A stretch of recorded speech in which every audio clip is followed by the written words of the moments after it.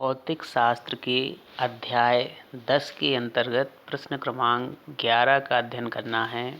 प्रश्न है, इंद्रधनुष किसे कहते हैं, इसके प्रकार समझाइए तथा आवश्यक शर्तें लिखिए। इंद्रधनुष की परिभाषा बताना है, इंद्रधनुष कितने प्रकार का होता है ये बताना है और इसके लिए आवश्यक शर्तें कौन कौन सी होंगी, कब ये दिखाई देगा, ये इस प्रश्न के अंतर्गत अध्ययन हम लोगों को करना है। सबसे पहले देखते हैं इंद्रधनुष की परिभाषा। यहाँ पर आपको हेडिंग लिख लेना है इंद्रधनुष। आप लोगों ने देखा होगा कि जब बारिश हो रही हो या बारिश हो चुकी हो तो जिस तरफ सूर्य होता है, सूर्य के ठीक सामने यानी विपरीत दिशा में इस तरफ ऐसे 7 रंगों का स्पेक्ट्रम दिखाई देने लगता है। तो 7 रंगों का जो स्पेक्ट्रम दिखाई देता है उसे ही इंद्रधनुष कहा जाता है ना। और वो स्पेक्ट्रम दिखाई कब देगा, जब हम अपनी पीठ किस तरफ किए होंगे, सूर्य की ओर। स्पेक्ट्रम को देख रहे हैं मतलब इस तरफ देख रहे हैं, मुंह इस तरफ है तो पीठ किस तरफ होगा, सूर्य की ओर पीठ होगी। तो इसी से देखो इसकी परिभाषा बनी हुई है। परिभाषा क्या है, वर्षा के समय या वर्षा के बाद दोनों स्थितियों में दिखाई देता है।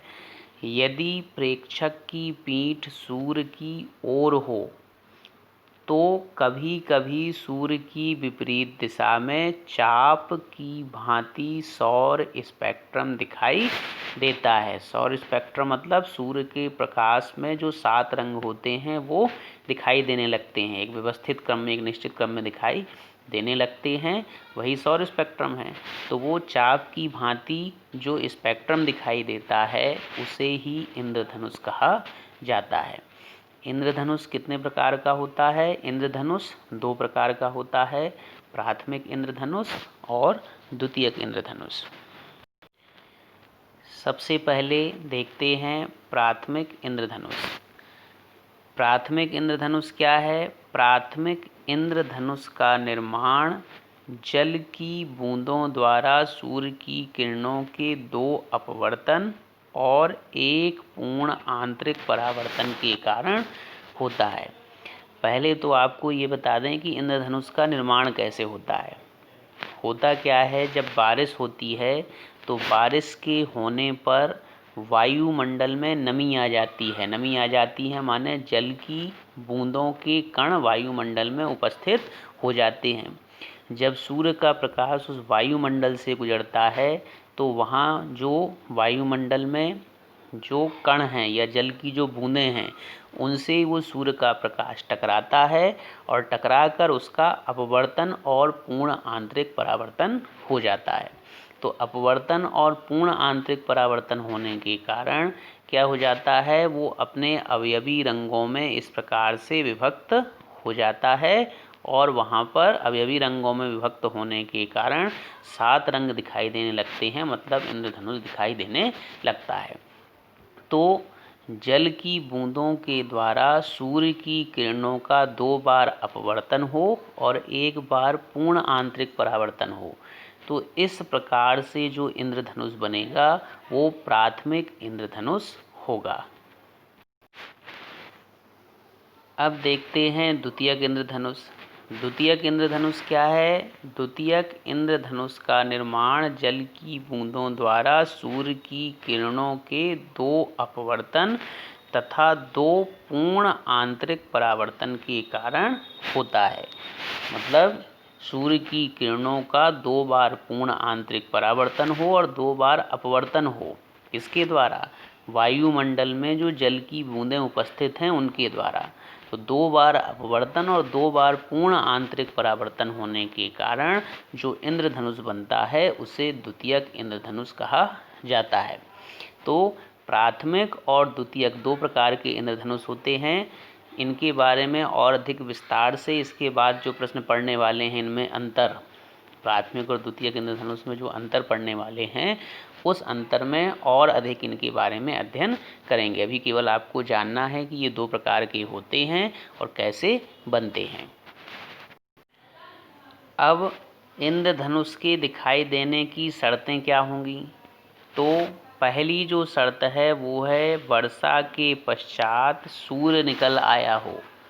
वर्षा के पश्चात जब सूर्य निकल आता है या सूर्य चमकीला दिखाई देता है तभी इंद्रधनुष का निर्माण होता है। तो पहली शर्त है वर्षा के पश्चात या तो सूर्य निकल आए या सूर्य की चमक या सूर्य चमकीला दिखाई दे।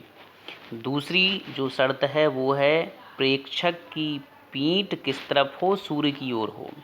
चूँकि जो इंद्रधनुष है वो सूर्य के विपरीत दिशा में बनता है, तो प्रेक्षक की पीठ जब सूर्य की ओर होगी तभी उसको वो इंद्रधनुष दिखाई देगा। तो दो शर्तों के अंतर्गत इंद्रधनुष को देखा जा सकता है। पहली शर्त है कि वर्षा के पश्चात सूर्य निकल आया हो तब इंद्रधनुष बनेगा, पहली शर्त ये है। और दूसरी शर्त है कब दिखाई देगा वो, जब प्रेक्षक की पीठ सूर्य की ओर हो। अगला जो प्रश्न हम लोगों को पढ़ना है प्रश्न क्रमांक 12। प्रश्न है प्राथमिक व द्वितीयक इंद्रधनुष में अंतर लिखिए। प्राथमिक और द्वितीयक इंद्रधनुष दो प्रकार के इंद्रधनुष बताए हैं, तो इन दोनों में क्या अंतर है ये यहाँ पर जानना है। परीक्षा की दृष्टि से महत्वपूर्ण है ये प्रश्न। प्राथमिक और द्वितीयक इंद्रधनुष में अंतर जानना है।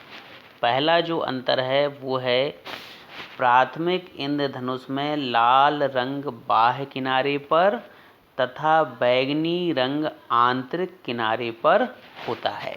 अब बाह्य किनारा और आंतरिक किनारा किसे कहते हैं ये यहाँ पर थोड़ा सा जान लेना है।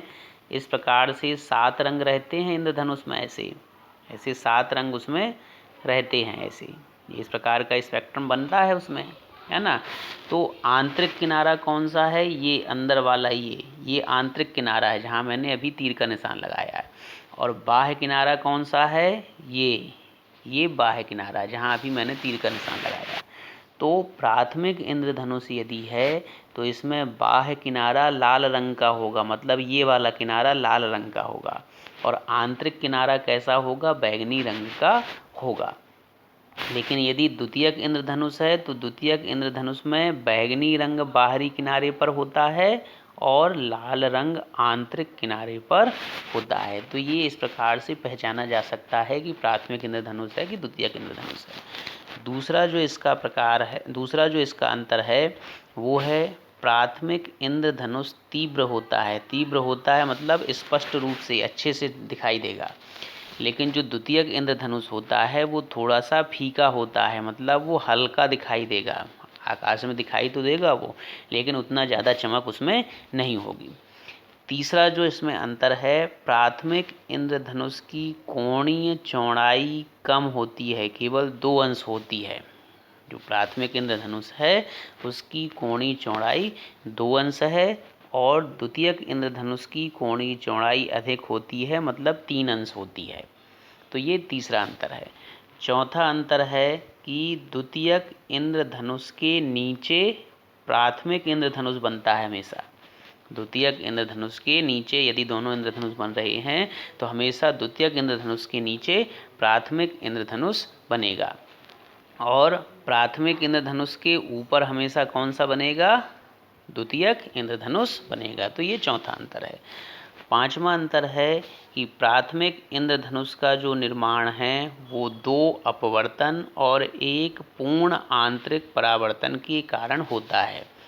जल की बूंदों के द्वारा सूर्य के प्रकाश का 2 बार अपवर्तन और 1 बार पूर्ण आंतरिक परावर्तन जब होता है तब प्राथमिक इंद्रधनुष का निर्माण होता है। जबकि द्वितीयक इंद्रधनुष का निर्माण कब होता है, 2 बार अपवर्तन हो और 2 बार पूर्ण आंतरिक परावर्तन हो, तब द्वितीयक इंद्रधनुष का निर्माण वहाँ पर होता है।